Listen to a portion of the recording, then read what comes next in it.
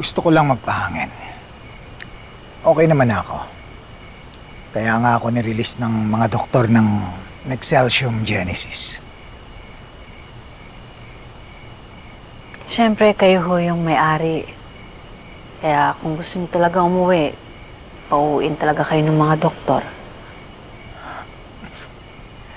Ang sabihin mo, galing lang talaga yung mga na-develop namin na gamot at therapies na ginagamit ng Frank Terra Ultima.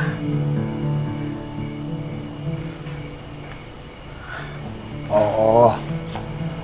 Alam ko. Alam ko na kilala mo yung halamang yon bilang mutya.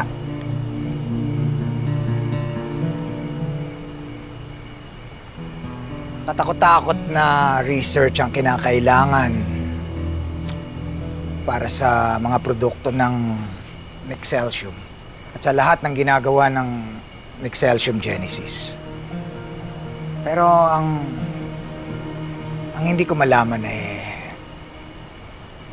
bakit parang ang bilis ng kumpanya ni Amira.